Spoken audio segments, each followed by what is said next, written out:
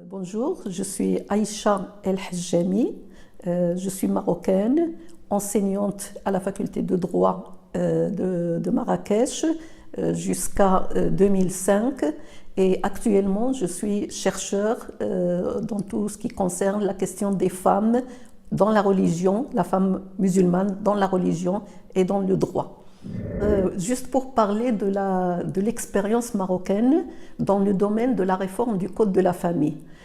C'est une réforme qui a été adoptée en 2004. Elle est venue à la suite de revendications des associations féminines qui ont lutté pendant plus de 20 ans pour arriver à obtenir gain de cause. Alors, cette réforme, sa particularité, c'est qu'elle est basée sur une nouvelle interprétation des textes religieux dans un sens libérateur et dans un sens qui donne des droits aux femmes, et en même temps, elle est ouverte sur le référentiel universel tel qu'il est inscrit dans les conventions internationales que le Maroc a signées et a ratifiées.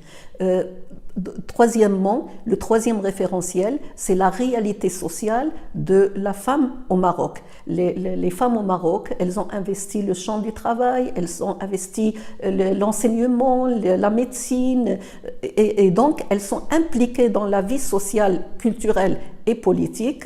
Et il fallait absolument tenir compte aussi de cette avancée sur le plan de la réalité sociale.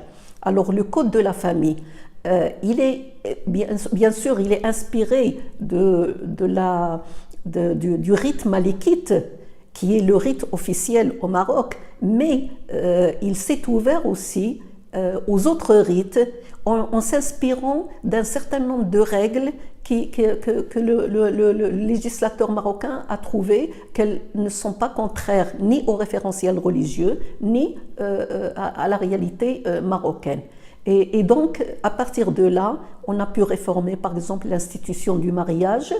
La jeune fille adulte n'a plus besoin d'avoir un tuteur matrimonial. Elle peut s'en passer, comme elle peut aussi demander à ce que son tuteur soit présent lors du contrat de mariage. Donc, c'est une avancée par rapport à l'ancienne Moudouana du statut personnel. Il y a aussi l'élévation de l'âge du mariage qui n'était pas déterminé. Maintenant, l'âge de mariage, elle est égale pour le garçon et pour la fille. Elle est fixée à 18 ans. Il y a bien sûr des dérogations ces dérogations sont accordées par le juge après avoir étudié le dossier, après avoir écouté la fille mineure ou le garçon mineur, mais ça reste une exception. Troisième point qui est très important, c'est la limitation de la pratique de la polygamie. La polygamie, avant, elle était libre, jusqu'à 4 femmes. L'homme pouvait épouser jusqu'à 4 femmes sans aucune restriction. Actuellement, dans le nouveau code, il y a un contrôle du juge qui doit juger et estimer est-ce que vraiment il y a une nécessité pour épouser une deuxième femme ou pas. Donc, la limitation de la pratique de la polygamie. Un quatrième point qui est très important, c'est que le nouveau code, il a accordé le droit au divorce à la femme presque au même niveau que l'homme, à travers ce que le code appelle divorce pour discorde. Une femme, une épouse peut très bien demander à se séparer de son mari sans avoir à prouver le préjudice qu'elle a subi de sa part. Alors qu'auparavant, sous le règne de l'ancienne Moudouana du statut personnel, la femme devait absolument prouver qu'elle a subi de la maltraitance de la part de son mari ou un préjudice quelconque. Et c'était très, très difficile d'arriver à prouver ces préjudices. Actuellement, la femme, à travers la procédure du divorce pour discorde, peut obtenir son divorce de manière plus facile au bout de 6 mois. Ça ne dépasse pas le délai de 6 mois. Il y a d'autres innovations du code qui sont très importantes, comme par exemple le partage des biens acquis pendant le mariage. Tous les biens qui ont été acquis à la suite du contrat de mariage peuvent être partagé entre les deux conjoints. Bien sûr, il y a des lacunes dans le texte parce que le texte exige que le partenaire qui veut avoir une part dans les biens de la famille doit prouver qu'il a participé à la fructification de ces biens. Ce qui n'est pas toujours facile, surtout pour les femmes qui n'ont pas l'habitude de travailler avec des factures, avec des preuves. Mais c'est un pas en avant dans la mesure où il y a cette possibilité de réclamer une part des richesses ou des biens accumulés pendant le mariage.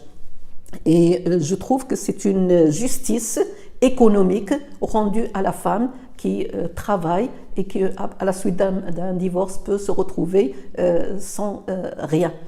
Donc, il y a un certain nombre de réformes qui ont amélioré la condition des femmes. Maintenant, par rapport à la pratique, il y a deux choses sur lesquelles on doit se pencher. C'est d'abord améliorer le rendement de la justice. Il y a encore un travail à faire à ce niveau-là. D'autre part, il faut travailler sur les mentalités, parce que la loi n'est pas toujours bien reçue ou bien appropriée par les citoyens et les citoyennes. Et à ce niveau-là, il y a encore un travail de sensibilisation à faire, de conscientisation pour les deux conjoints, l'époux et l'épouse. D'abord l'épouse pour qu'elle soit consciente de ces nouveaux droits, et l'époux aussi qui doit aussi avoir conscience des nouveaux règlements qui vont certainement protéger les droits des deux conjoints au sein de la famille.